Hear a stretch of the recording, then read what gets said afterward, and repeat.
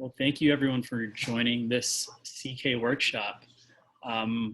Right after that AMA, so I see a lot of familiar faces here. Thank you for coming to both of these things there. Like I said, personal times of investment, so it's huge. Ruth tonight is going to share her tips, tricks, strategies to maintain on top of all of her responsibilities.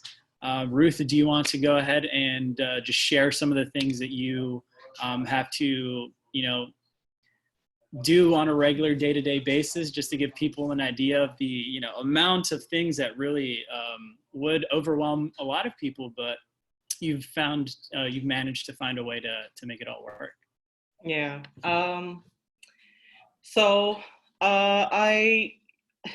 So this is my day. My day starts very early. My children refuse to sleep past 6 o'clock, no matter what time they go to bed.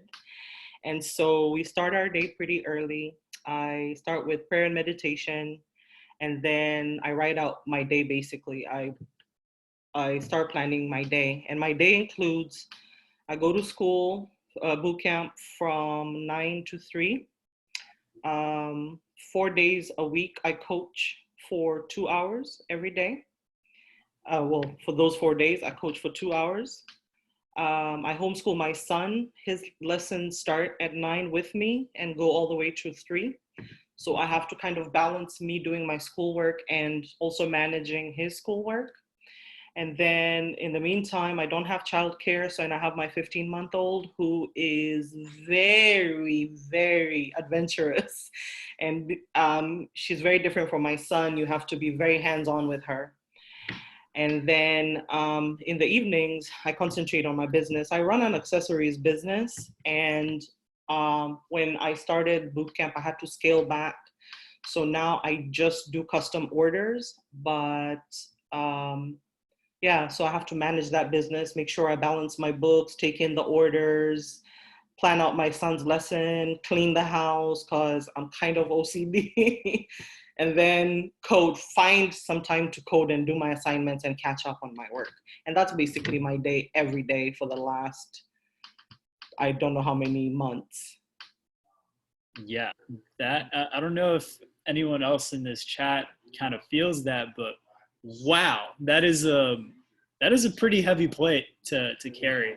And so I think that you are very much knowledgeable in helping others kind of remove that limiting belief barrier of I don't have time. I would love to learn how to code. I would love to dedicate a certain amount of it's a handful of months, less than a year, to acquire a skill set that will allow you to build things and create a better future for yourself and your family. So I would love to, actually, I'll let you take over from now. I don't know if you had like certain things you wanted to go over, if you just wanted to field questions at the beginning. What did you kind of want to share with the audience tonight? Well, if because I don't know if anyone is on the East Coast. It's kind of late on the East Coast, but I would have liked it to be interactive, but I will defer to you guys how you want to do it. I had little notes here and there for what time management is, time management tools that I use, and I will field questions. I can either field them as we go and kind of get a feel of what everyone wants to know about time management, or we can hold that to the end. So I'll defer to you guys. You can put it in the chat, and we can also, oh wait, we have a polling thing here. Oh, interesting. Ruth, I just learned last week that we have this whiteboard type of thing where people can actually use the whiteboard. Mm-hmm. Oh wait, let me add you as a host. So now you have the superpowers to do so as well. So that could be like a super interactive way to be able to engage as well. But yeah, so it looks like, so no one's really answering the question. Let's put up a little whiteboard here. Let's see how we can do that. Do people want, by a show of hands, or I guess, yeah, cool. So if everyone could go to this little whiteboard button here at the top, you click on that little whiteboard button, and then you should see a little T for text. You can click on the T for text, and then anywhere on the screen, and then you can type now or later for like AMAs or whatever questions that you guys have.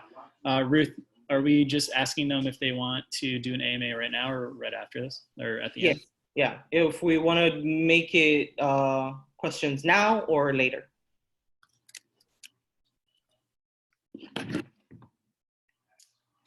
I guess this is yeah, this is just a roundabout way of doing. So let's just hold them to the end, and then if people have like really strong questions, then yeah, feel free to stop me at any time if anything I say resonates with you or you would like further further explanation of the items that I was going to speak on. So basically, it sounds silly, but time management, what does time management mean to you? Put it in the chat, or this would be a really great whiteboard thing to do. Actually, I like that. Let's do that. Again, let's do that. So what does time management mean to you? Use the text, because you can draw it out and that'll take forever, but if you just use the text here, time management, I'll put up my answer. I think time management means freedom, if you're able to do it well. Mm-hmm. Hello? Yeah. Hi.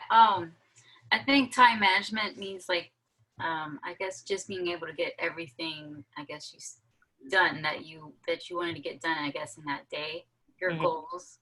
Because one thing, I seen that you're a mom and you also homeschool, right? Yes. Kids. And my big struggle right now with I'm doing, I'm not yet doing the boot camp, but my whole thing is being able to take care of my little one and also learn everything that I need to, knowing that I understood it. Yeah. And having that time set out in my day, every day of the week, I would say, for that time period of 10 months. Yeah. So I guess my big question is how did you do it? And if you have any tips or advice on that. Okay, so we're gonna cover that throughout this session, and that's a really good question. I will say before, just from the get-go, with time management, I like your answers. Plan for the day, a week, handling or managing expectations, freedom, flexibility. Those are really, really good answers. For me, time management basically is the process of organizing and planning how to divide your time between specific activities. Now, as I've mentioned, my day is full, and there's a difference between being busy and effective. And I've found that, there are times where before I could, when I actually first started boot camp, I got overwhelmed because I was being busy. I was doing all of these things and I was like, oh, I'll just add it on because I do it anyway. And it's second nature to me. I didn't realize that I wasn't being effective. And what happened when I was so busy, I started getting overwhelmed. And with getting overwhelmed, I started getting stressed, and then I couldn't manage my mental health, and then I couldn't manage my physical health, and then everything else, because now I'm mom and wife, I'm the matriarch of the family, everything started falling apart. So I had to come to terms with the first part that I wanted to talk about with time management is, as a mother or as a father or as a student, whenever, whoever you are, if you have set goals, if you have a goal that you want to reach, the first thing that has to come to mind is sacrifice, and then being intentional. Being intentional with your time, being intentional with your goals, with the specificity of what you want to do with your life. You have to be intentional, and with the intent, it gives you a chance to figure out what you're going to sacrifice, what you're going to put to the wayside, because something has to suffer. Unfortunately, something has to suffer. Something has to be put in the back burner while you are attending to the goals that you have set. For me, I had to scale back my business until I got to the point where either it runs, it's automated, or I scale back to where I can just focus on either craft shows or custom orders. And I had to be okay with that. And so. See, I have an Etsy shop. Oh, so So if you are late sending an order, if you say you have something and it's out of stock, and you have all of these odds and ends, and Etsy is changing so much. It is changing, the scale is getting bigger, and they're adding the taxes and all of that. So you have to also educate yourself as you're going. And so it can be very overwhelming. So I would just say, first and foremost, be intentional, and then figure out what it is that you can sacrifice until you get to the goals that you are making, that you have made, and you're trying to get to. Sorry, English is my third language, so sometimes it can, and I'm tired. Yeah, did you guys know that she knows like 7+ languages, by the way? Yeah. It gets confusing in my head. It's very confusing. So, Melvin had mentioned, maybe I should mention some tips and tricks on how I handle my time management.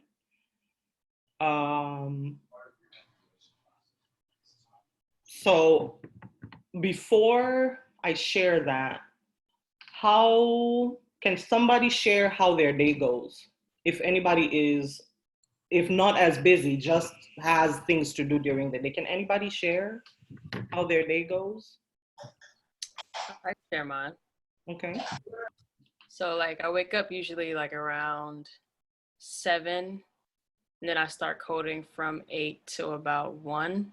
Mm-hmm. Then I take a break and work out. And then after I work out, I eat.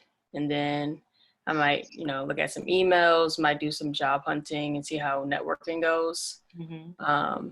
And then around like 5 or so, I pick up coding again. And then around 8 is when Zoom calls and things like that start happening. So. Okay. Do you feel that you're managing your time well? It can be better. It can be better. I'm starting to actually pay attention to how much I code, Mm-hmm. like how many hours a day I'm coding, because I'm starting a part-time program where I have to put in 30 hours a week. Mm-hmm. So I'm trying to do 5 hours a day, 5 or 6 hours a day. But it can be better. Some things, like you said, sacrifice. Some things are going to take a hit. Yeah. So I'm just trying to balance everything else around it, because I'm trying to make this my priority, but also respect everything else that I have. So keeping it balanced is my struggle right now. I hear you. That balance, striking that balance is the hardest thing I think you can do. Like sacrifices, you can have the intent to sacrifice things, but then how much is too much? How do you gauge how much is too much? So I hear what you're saying. Do you write things down at all? Yeah, I have a planner right here that I kind of track the time. So I kind of log my time. I'm kind of used to doing that because I worked hourly, so I'm used to like tracking time a little bit. But I think my struggle is just like knowing when it's like, okay, I can't really focus on coding as much as I want to today, but I know I have to get something in and be consistent. So maybe I need to fill in more with my family today, filling out when I need to focus on my body, When do I need to focus on food? Just gauging that is kind of where I'm trying to get a balance at. Gotcha. Well, it's good that you have a planner, because my first go-to is always to make a to-do list. I'm a lister. Somebody mentioned Pomodoro. Is that the tomato technique? It's Pomodoro is Italian for tomato. No, it's when you set a timer for like 25 minutes and then you give yourself 5 minutes to take a break. And basically you sit there and you don't stop working or studying or coding or whatever until that timer goes off. Now, obviously you have children, and you know that they are their own timer probably, but for people that can do that, if it's a matter of staying focused, usually like take your phone, put it on silent something, and for that 25 minutes, you dedicate yourself to doing what you're doing, and you don't stop until that timer goes off. Then you give yourself the reward of the 5 minutes, unless of course you have to go to the restroom or something. might not work on the timer, but for the most part, people get distracted really easy. And if you keep checking your phone every time it dings, and your Twitter and your Instagram and your Facebook and your email, save it for that 5 minutes. And there's nothing going on that can't wait that 25 minutes. You can Google Pomodoro Technique, but a lot of coders or a lot of people that even work from home and different things use it. So is it that when you are doing the 25 minutes and you get distracted, you have to restart, right? Not necessarily. It's just to keep you focused. So you mentally set yourself a goal of, just like with exercising or dieting or anything like that. If you say it out loud or you plan it, you're more likely to do it instead of trying to just spontaneously think, I'm going to sit here and code as long as I can. Oh, I'm kind of tired. I'm going to take a break. Well, if you're tired and you look at that clock and there's still 7 minutes left, you're more likely to stick it out for 7 more minutes instead of leaving it up to yourself to take that break now. Because in the long run, for every 2 hours you do that, you're taking 20 minutes worth of break, but you're being productive for an hour and 40 minutes every 2 hours. Yeah. So that's just if you Google Pomodoro Technique, you'll see a lot of people that are developers or coders and stuff. That's a popular one. I even have a little timer on my desk that I found on Amazon for like $10. It's pretty cool. You just turn it. It's shaped like a octagon or a hexagon, I guess. And you can turn it. And every time you turn it, it'll set the digital timer for a different amount of time. And just try to commit to that amount of time before you do anything else, before you, go get a drink, before you check your phone. So I don't know, just one method. Yeah. So I think that, I think one thing that so I've actually delved fairly deeply in the productivity realm myself, because I am like Ruth a bit. I can get pretty, detail oriented to, an extreme. But one thing that does, and I love how Ruth started off with, you have to be intentional, right? And one thing that is associated with that intentionality is you have to have clarity on the things and values and priorities that you have. And so I think that a good place to start for a lot of you that I know that I struggled with, especially when I first started trying to figure out how to make the best use of my time, is figuring out what's actually like important in your life and setting and trying to find or make time for those things. And so one thing that like I definitely see is like a common theme with people that are trying to embark on this learning to code journey is that they don't have time. And the fact of the matter is, regardless if you're like Bill Gates, who has billions of dollars to like fund manufacturing facilities and all of these things, he has 24 hours in a day just like you and I do. And what you do with those 24 hours is all within your decision, like within the decisions that you make and the values and the priorities that you have.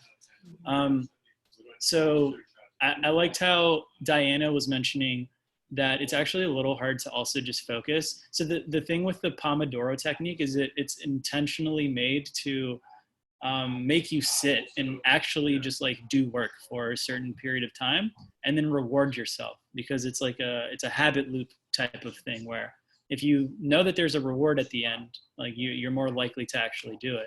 And you want to reward yourself with these small things in any way that you can. And so if it's a break, if it's like going out for a walk and you know, stay like walking away from the screen for a minute, or, you know, playing with your children, whatever it is, make sure to kind of build that into your daily productivity. So I did want, Ruth, if you could answer Diana's question on like, I guess it wasn't a question, but she struggles with keeping kids out of the way. And then Ekaterina actually also asked, how do you like handle overwhelm?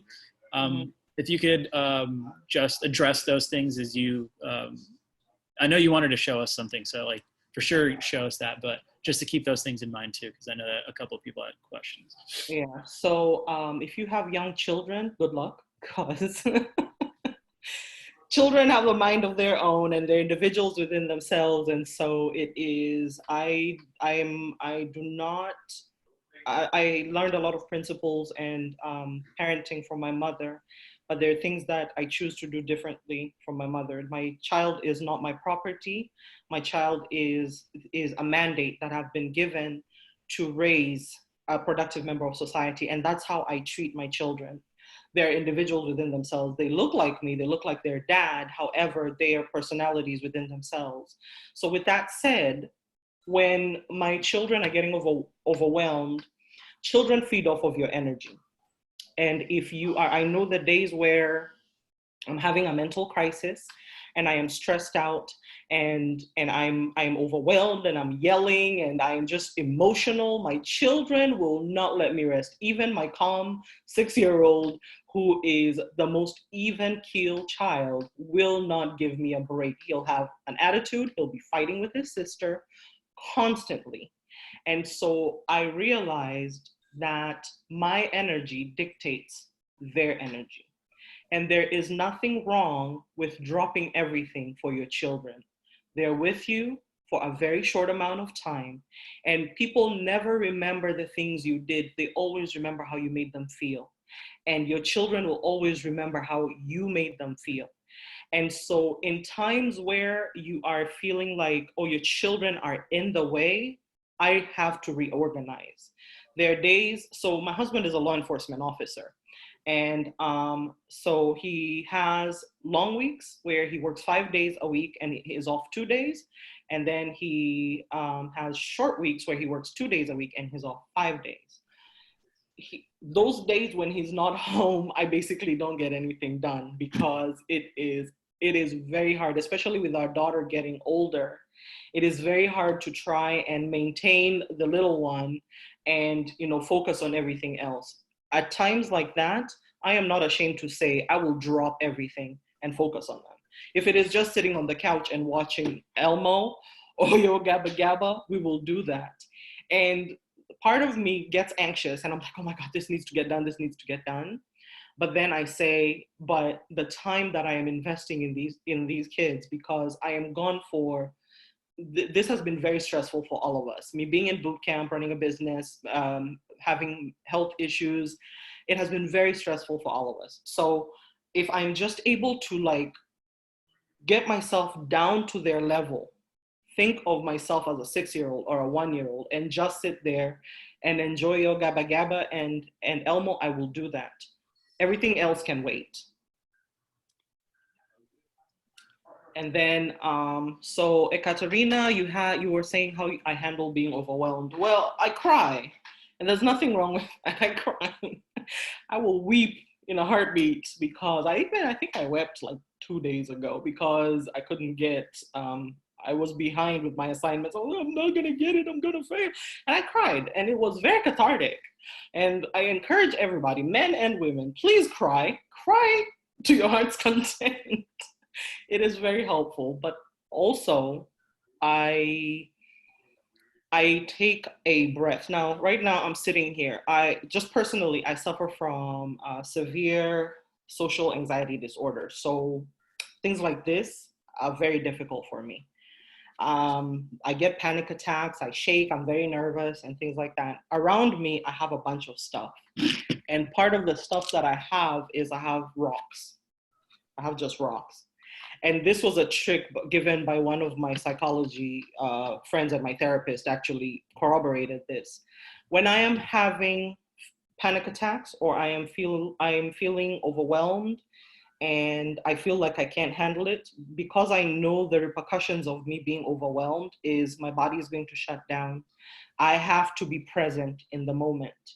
And how I do that is, a panic attack is basically loss of control. And someone who has to be in control, hello, Lister, someone who has to be in control like I have to have something tangible. So I take a rock, I'll take my phone, I'll take anything, and I'll grab it in my hand and I'll squeeze it for a minute and close my eyes while I'm doing my breathing exercises. It seems silly, but having something tangible, it means that you have something in control in your hand. And if I am able to have that rock in my hand and I'm able to hold something and feel that I have control over this, it calms down my anxiety, it calms down the feelings of being overwhelmed, and then I can reset, I can pray about it, and then I can move on with my day.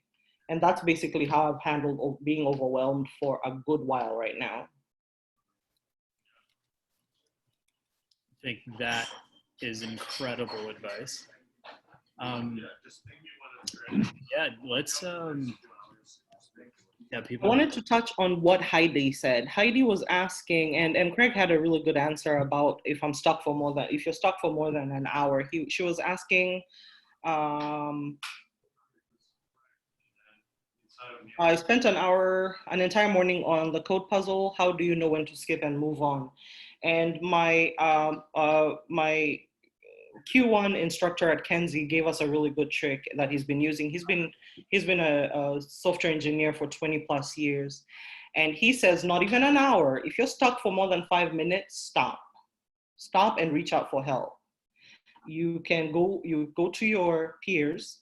If nobody is able to assist you, go to a coach. If a coach is not able to assist you, go to an instructor, and so on and so forth. But that's in the school setting.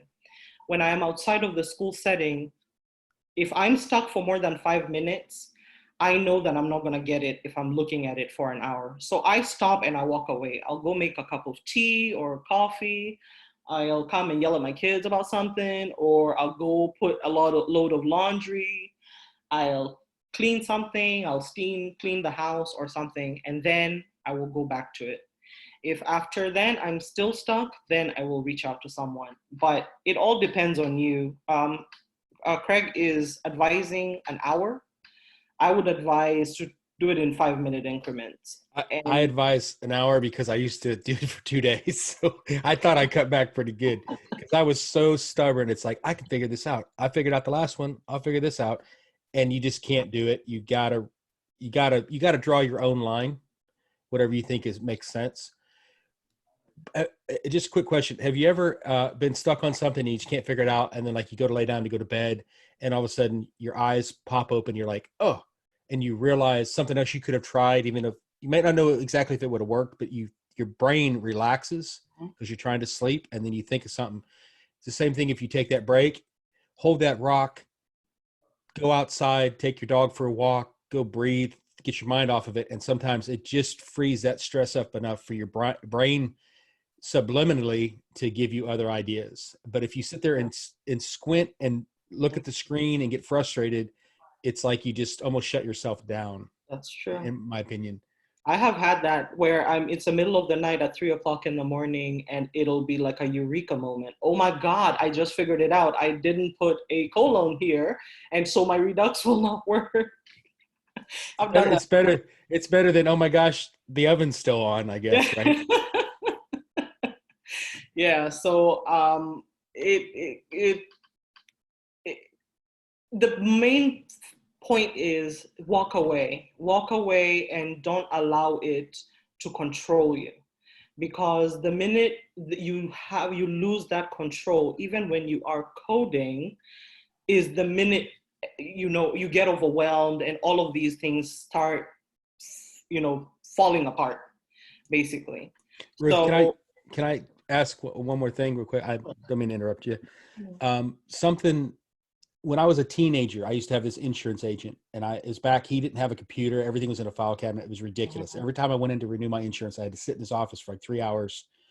But this guy, he would drop some gems, and I I guess it was the first taste of like Stoicism I've ever really come across. If you guys aren't familiar with the Stoic thinking, it's when you learn what stuff you can't change and learn how to not stress about it, right?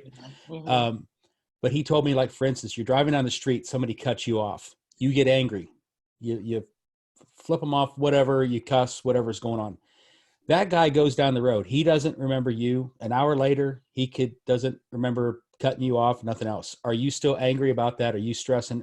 Are you transferring that negativity to the next person you deal with, or to your kids, or to your family, or at your job?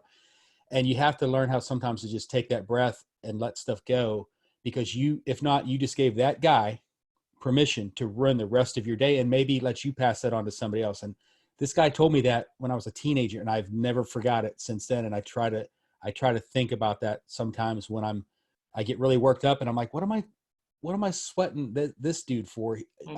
He doesn't know who I am. I'm never going to see that person again. Just be gone. And whatever method, if you have to write it on a piece of paper and then tear it up and throw it in the trash can and pretend like it's out of your life, whatever method works for you, let the stress go. Quit carrying it around. So this is actually very transferable too to just the mental model that you can kind of walk through as you like are organizing your day or trying to get all of these different things done is another example that I actually like to use, because I used to be this myself. I used to live in like a pretty urban, densely populated area, and their traffic is very terrible, especially during peak hours of the day. And when you're sitting in a car and you're kind of like, oh my gosh, like I'm just like wasting so much of my time. This is so frustrating. I kind of flip that, because at the end of the day, like what you have to realize is you being angry doesn't make the red light turn green. It doesn't make things go faster. You're just sitting there being angry for no reason because it's something that's out of your control, and the only thing you're doing is like making yourself miserable.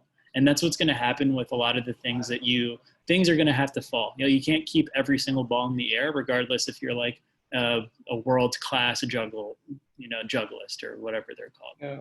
There are going to be some balls that fall, and sometimes you're just going to have to be all right with that. And what's important is that you don't let the balls that are really important, the ones that you really prioritize, the ones that are really high up in your like systems and beliefs of values, as long as you keep those balls in the air, everything will be all right. And you kind of got to just remind yourself of that. Yeah. And piggybacking off of that, it's also paramount to forgive yourself. Forgive yourself for those drop balls. Forgive yourself for the sacrifices that you've made for now, for you to be successful in the future. I used to have a boss when I worked for the public school system, and he's my mentor to this day. And he used to tell me all the time, Ruth, do what you gotta do to get to do what you wanna do. And if that means that some things have to fall by the wayside while you are reaching your goal, you have to be okay with that. And for me, I'm my biggest critic. I am harder on myself than I am on anybody. It took a very long time for me to be able to forgive myself for when I drop a ball, or for when I'm not as productive as I anticipated myself to be. I still struggle with it, but it is okay to forgive yourself. I just wanted to add that. That's huge. All right. So I think that we're ready to move into kind of tactically, like, how do we take this, like these concepts, these mental models, this framework, and actually like do something with it? And then Heidi just asked that, what are your best resources for productivity? For me, so this is how I handle my time management. I've sacrificed a lot. I talked about my business, having to scale back on that, and that's, financially was kind of difficult, but I had to do it. Being intentional, being present, we've covered that. I have a to-do list. I'm a lister, so I always have a to-do list. I stopped, interestingly enough, multitasking, because like I said, it's better to be effective than be busy. And if I need to focus on something, I am going to focus on that one thing. I'm great at multitasking. I mean, all my jobs previously required me to be an amazing multitasker. But when I started coding, I realized having my mind all over the place, first of all, I cannot focus. And so my code suffers. The codes that I've been writing when I am trying to balance, do all of these things that I do in my day, the code is trash. I cannot show it to anybody. I cannot show anyone that code because it's trash. It shows that I was not focused on what I was doing. So I stopped multitasking. I focus on one thing at a time when, during my day. I stay away from personal tasks. Now that one is kind of difficult for me because, like I said, I do have a 1-year-old. And so many times she will take precedence over anything else. And if I cannot focus on coding at the time, I re-strategize and I move my time. So like I mentioned that I wake up very early in the morning. Well, when it comes to coding, because I'm in school between 9 and 3, if I'm not able to do my assignments between 9 and 3, I will wait until they go to bed. Their bedtime is usually between 6 and 8. After they go to sleep, that is when I will watch my videos. That is when I will do my tutorials. That is when I will code. I will code until my bedtime, which is about 10 or 11 o'clock. And then I wake up early the next morning. Whatever I didn't finish, I start over. So I will re-strategize and shift my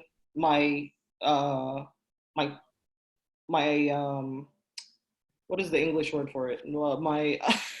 What I'm trying to do to the end of the day. When you are coding, my plan. Thank you, Greg. When you're coding, don't surf the web. Unless you're Googling to find your answer, don't surf the web. Instagram is very distracting for me, but I'll either put my phone on do not disturb, or I have to focus. And that is something you have to train yourself, because getting distracted is very, very easy, especially if you're not finding your answers. Instead of doing something productive or walking away, I will start surfing the web, and then time will get away from me. And then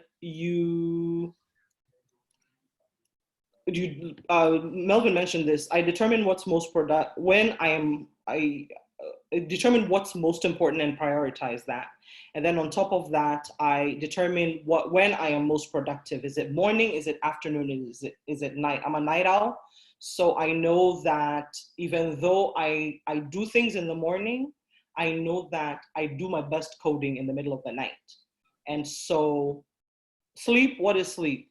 I use that time to code, and then create a dedicated workspace. I recently moved, so my studio is not user-friendly right now. So I'm in the living room, but having a dedicated workspace keeps you productive, keeps you within your time management. So for example, if you don't have the room, there are people who don't have the room and they'll be in their bedroom. Make it a point to get out of bed. Get out of bed, and you can do it beside. You can have a little desk or something, simple beside your bed, and code from outside your bed. Because the minute you start relaxing, the minute you start procrastinating, and all these other distractions come in, and they're not helpful for your productivity or your time management. Now, in terms of resources that I use, I am a big Excel spreadsheet person. I have it on my other computer, but I do spreadsheets. I do budgeting, finances, housekeeping, and all of that on an Excel spreadsheet. But my friend also showed me something that I have been using. It's called Trello. I don't know if any one of you has heard of Trello. And Trello is basically a project management. Yeah, Trello board. It's something to do with, I use it for everything. So I'm gonna share my screen just briefly to show you.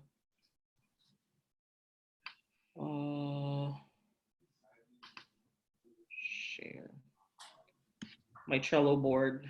And can you all see my screen? Yeah. So this is basically this is my Trello board. And everything, it's kind of sparse right now because everything is in an Excel spreadsheet, but my first grade schedule housekeeping is in there. My team assignments, my son's timetable, let's see, something like, let's do his timetable. So that's a little bit more. So I break down his day. I will break down the lessons for the week, and then I will break them down daily, what he's supposed to do and the hours that he's working on these things. And when he completes the tasks, he moves them. And then I reset them again for the next day and all that. And Trello has been amazing. You can basically do everything on Trello in terms of management.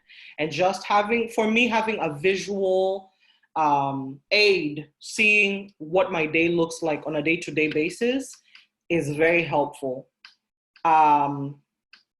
However, yeah, because I see how saturated my day is, it also makes me, I turn this off. Sometimes I told my son today, I was like, just because we have it so saturated and this is your lesson plan doesn't mean we're gonna stick with this.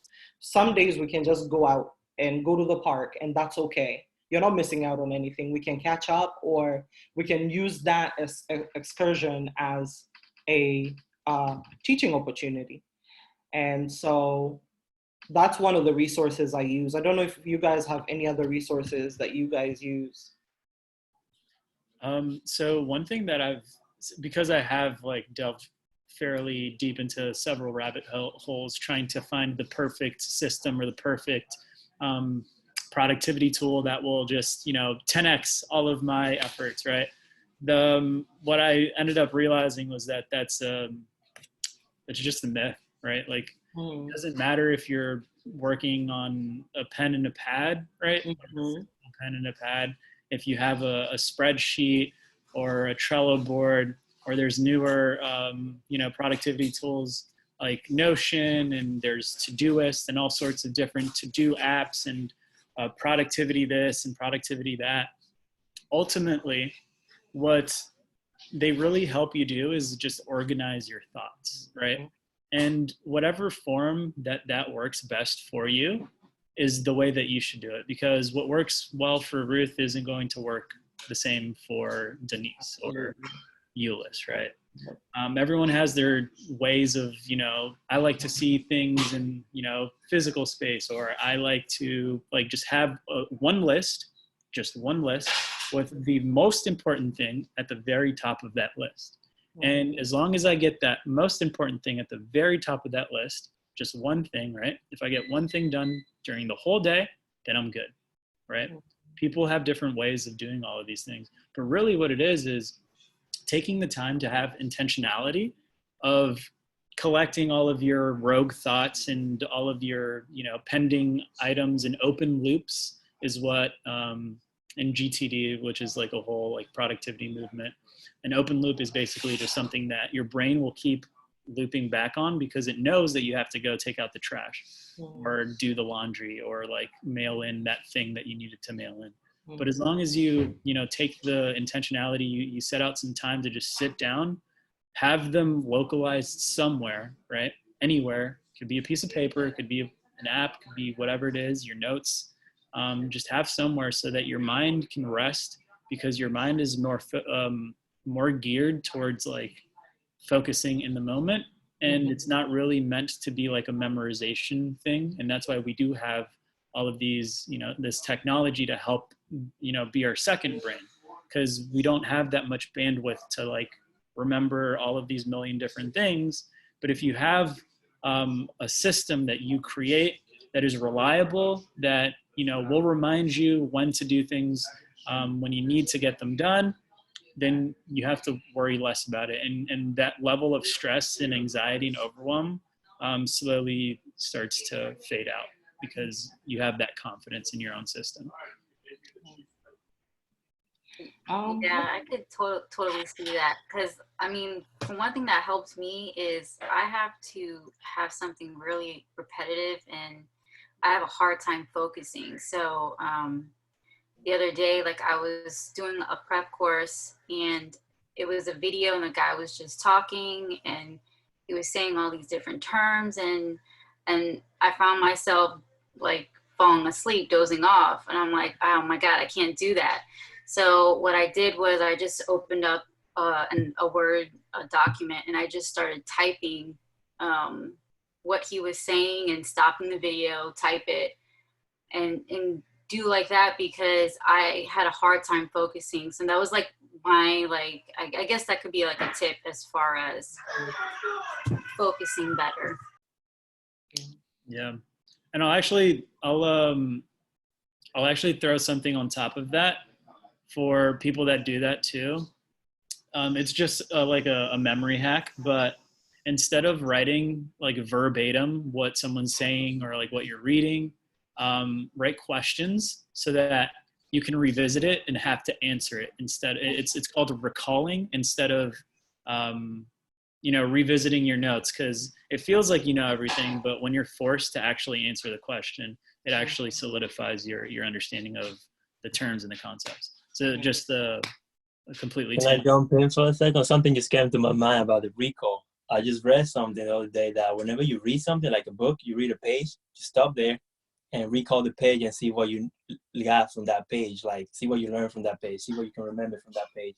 The same applies if you're reading like a website, or like trying to learn something coding in the web page. Like, you read the page, you got the video, stop it like 5 minutes and try to recall what you remember from that video. If you don't remember anything, you just go back and do it again. So just a little tip that I just got all day. Yeah, and so we can always like have a ton more of these workshops on like how to remember stuff better and better study and stuff. But yeah, let's move right back into time management. Does anybody have any questions? That's pretty much what I had, and I like the conversation that is going on in the chat. But so far, does anybody have any questions? I know we had a couple here.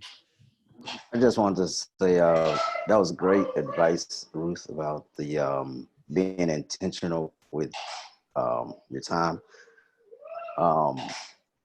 That's what helped me a lot. Working a full-time job. Mm-hmm. Well, I just got recently laid off, but just a couple of weeks ago. So, which actually kind of helped me out because I was working 12 to 13 hours, then coming home, trying to code for 2 hours, and then trying to get 4 hours of sleep and do it all again the next day. So I was heading towards burnout phase.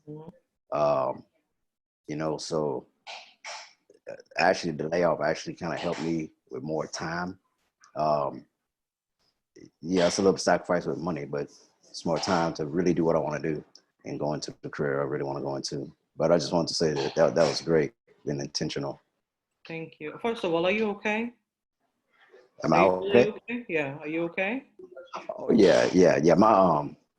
My wife and her career, what she doing, is considered essential. Mm-hmm. She's a nurse. Okay. So yeah, so that it's we're holding things down. Okay. Tell her thank you. Thank you for the sacrifice, because these are tough times, and I'm glad that despite everything that has happened, you still see the silver lining in everything. And big things happen when, like, if you're intentional, even with your thoughts and where you want to see yourself, it opens doors, because you don't even realize how the people that come into your life while you are being intentional in you meet the people who are going to push you the right way. You also meet people who are going to distract you, but because you have intent and you know where you're going and what you want to do, it kind of filters that out. It filters that out because you pick up on what the other person, the positivity that the other person is giving you. So thank you for receiving that. And I'll add on to that as well, right? So intentionality is like a byproduct of clarity. And the only way that you can have intention is by actually being clear on the things that you want to accomplish, right? The values that you have. I'm just going to keep saying this at like a broken record, because this is the starting point that most people kind of don't understand. And because they don't visit this and they don't actually like dive deep into this, it makes everything significantly harder. So clarity is like write out like what in order, literally, like what in order are your priorities? Like what in order are like your values? Is it your career, your family, right? Like your kids, like your wife, like what are those things like? And how do you make sure that when there are big questions where you have to decide whether I spend time on this or I spend time on that, you're already clear on which one is the higher priority. So you go ahead and you do those things, because you're not going to be able to juggle all balls at all the time. And certain times like you'll have to do that. Another thing that I wanted to add is that something that most people also don't understand is that a productive morning starts the night before. Mm-hmm. And if your night doesn't start off, or if you don't like end your day in like a very much productive manner where you have everything planned out like the night before, like it makes your mornings significantly better. And if you don't do so, what you're doing is you're actually starting off each day in a reactive kind of state. You're kind of going through the motions, and you're letting, your atmosphere, your environment kind of dictate the way that your life turns out. And the problem that happens with a lot of people is that they don't realize this ever. They never come to the realization that they're living life like zombies, just getting all of these tasks thrown on them. And they're not they're on defense constantly, trying to put out fires and do all of these things, where they should be in offensive mode, where they know exactly when their eyes open in the morning, they know exactly what their mission is. And if you're able to clearly articulate that the night before, so, and I heard, or I saw Craig mentioning Atomic Habits and The Power of Habit. Both of those books kind of bring upon this idea of triggers, right? And so if you have triggers around you that induce bad habits, like a bar induces triggers for, alcoholism, if you have a problem with alcohol, right? Like being around the dark lights, or like the dark environment and the loud music and all of these things are all triggers for being oh, it's happy time, you should go do these things. But you can also do the same for productive things. And so in the mornings, for example, if you know yourself to be super not a morning person, you can lay out your clothes for the gym in the morning, or your running shoes or whatever, to make it even 3 steps easier to do said things. And by doing and setting up your environment like this the night before, doing that, the action of just sitting down and planning these things and having that to-do list, right? In order which things you need to knock out, what things are important. You'll always, at least every single day, get a little bit closer to whatever goal it is that you're trying to reach. Yeah, Craig? Hey, just to reiterate on those books, if you guys get a chance, any guys and gals, sorry, they're on audible.com. If you don't feel like you can sit around with a book in your hand, there's Audible version. One of the 2 books, I can't remember which one it was, but it talks about the good and bad version. You ever see the cartoons with the little angel on one shoulder and the little devil on the other? So everybody, yourself better than anybody. And if you're a procrastinator, or if you find reasons to talk yourself out of doing something. Tonight, you're telling yourself tomorrow you're going to go to the gym. Tomorrow's going to be the day. Well, pre-COVID, sorry. I mean, when you could do something, exercise, healthy, whatever. Like Melvin was saying, sit out your gym clothes. If you're wanting to lose weight, when you go to the grocery store, keep in mind what you're buying and putting in your cart that you're going to have at home, right? You're gonna get up and eat those Oreos at 11:30 at night because you bought them. They're in the cupboard right over there. But if you don't bring them home, right? So yourself and any habits and planning things out. if you try to preemptively defeat the little bad version of Craig by sitting out those gym clothes, so the bad version can't blow it off in the morning, like, oh, I can't even find my shoes. I'll go tomorrow. Preemptive strikes on yourself, right? You know yourself better than anybody. Make the plans. Don't get up and just try to wing it. I think I'm gonna try to get some coding done tomorrow. It's my day off, and then tomorrow you let yourself get distracted by everything, and next thing you know, you're watching a cat play the piano on YouTube, and you didn't get anything done. It's like, plan it out ahead of time. Know how to defeat your own little bad version of yourself, and take those little wins. Everything's like the last AMA we just had. Anything in the right direction is progress. Give yourself a pat on the back and give yourself credit when you actually get something done. Don't beat yourself up for the ball that you dropped, like Ruth was saying earlier. But if you can find those books, I'm telling you, they're totally worth the read.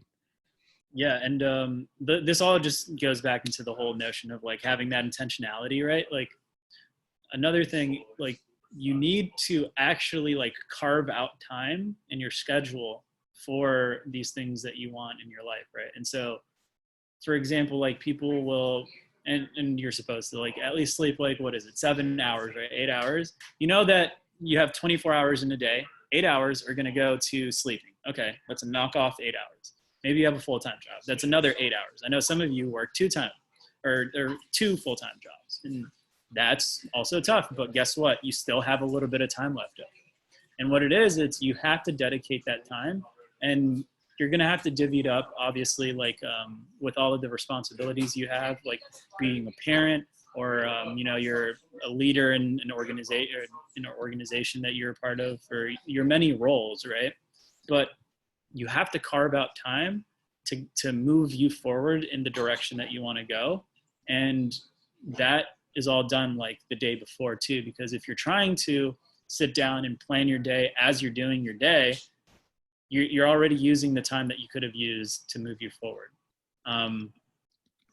So yeah, I mean, I guess I'm just like rambling at this point, but is that helpful at all for anyone? Yes. Yes, it's very helpful. Yes. Absolutely. Awesome. I hope it's okay, Melvin. I put, that's a discussion post I did on time management too, since we're on the topic. If anybody gets a chance later, check it out. Yeah, I was just about to say, I just said to, Katerina has had a question about how I handle tiredness. And I was just saying, if I don't get to answer her question, that I will, we'll have a discussion in the discussions tab. But Melvin touched on it. I prioritize sleep. If I don't sleep, nobody's happy in this household. So I have to sleep. And when you're trying to code when you're tired, I've told you, I've written code that is trash when I'm tired. And so sleep is important. Don't in all that you're sacrificing, don't think that sleep takes the back burner. Now, with the way life is, and with the way things are right now, sometimes it is hard to sleep. You're stressed out, everything, you have to work 2-3 jobs and all of that, but make it a point to prioritize sleep. If you are someone who can sleep with the electronics on, go ahead. But my advice would be, I have a television in my bedroom, but I don't turn it on if in fact, I want it out. It just because we moved here and it's in there and I don't have anywhere to put it. But my husband is on me about, I have a really bad habit with my phone. But if I want to sleep, I turn off my phone. I'm sorry if y'all text me at 11 in the night and I don't answer until the next morning, because after a certain time of night, I don't answer my phone. I don't answer my texts. I will get to it the next morning because I know I have to sleep. I have a little girl who runs me rugged all day. I have a little boy, and then I have everything else I do. If I don't sleep, my body shuts down. So in answer to your question, how I handle tiredness, I sleep. I force myself to sleep. Chamomile tea and linden tea is amazing for sleep. I'm going to, if you guys don't understand this point all that clearly, this is also a thing that most people kind of push off to the side. Your health, right, is going to be the single biggest determinant like determining factor as to whether or not you're capable of doing the things that you want. Function. Yep. If you're not taking care of yourself, you're not going to be able to take care of anybody else. So you know how like in that whole airplane thing where it's like you have to put the mask on yourself before you put it on your child, right? You have to do that, because if you aren't incapable of like functioning at your 100%, you're not doing anyone like help. And that comes with exercise, right? Your stress levels. It's actually crazy that there are like numerous scientific research studies out there that kind of show the fact, like the cognitive benefits that taking time out of your day to meditate, right? Like breathe, to just like calm down, like slow down a little bit, like do all of these things. And although 10 minutes, it feels like no one has 10 minutes to set aside of their day to like do these things. But setting aside those 10 minutes actually gives you like 2, 3, 4 hours more of productivity, because you're taking time to like make sure that you're doing all right. And it comes with the foods that you eat. The foods that you eat are absolutely, like, it's kind of crazy to think about like how big of an effect that it actually has to do with your mental health, along with like from a biological perspective, like the amount of energy, the amount of ATP that your body like produces is largely dependent on like the foods that you eat, because you literally are what you eat, because your cells are kind of like dividing and growing and all these things. And so we're a little bit over time, but yeah, I think that, I mean, we have so much more to like kind of dig into this. I think that, what do you guys say? Do you guys want to have another one of these maybe like next week or so, or? Yeah, man, go ahead with that. With it. All right. So We'll be here. Ruth, are you able to find time? Yes. Now, he works nights. My husband works nights. So on days when next week is his long week. So Wednesday, Thursday would be perfect for time management. But this is such a great talk. I love it. Yeah, no, this is huge. And then I know that there's, at the moment, right, there's 24 participants, and thank you all for joining us. But as we grow, right, there's going to be a lot more people. And I know that time management and like productivity, all of these things are things that are going to accelerate your growth to a degree that you can't even imagine. And most people there's so much information out there that it's hard to really sift through the things that are quite frankly bullshit, and the things that actually work and like are effective. So yeah, there's plenty of things to talk about here. So thank you all for joining us tonight. Unfortunately, we do have to close this all out, but we do have discussions. So keep an eye out on that, and post your questions there. I know I'll be on there. Ruth will be on there. Craig's on there. So yeah. And also reach out if you want to send me a message on Career Karma on Twitter. I'm R Mayodi. If you want to send me an email, I'm ruthmayodi@gmail.com. Just reach out. I will make time for you. Even if it's just to talk and say, you know what, I'm being overwhelmed right now. I need a caring ear. I'll listen. All right. Thank you all so much. Have a good night. Take care. Bye. Bye.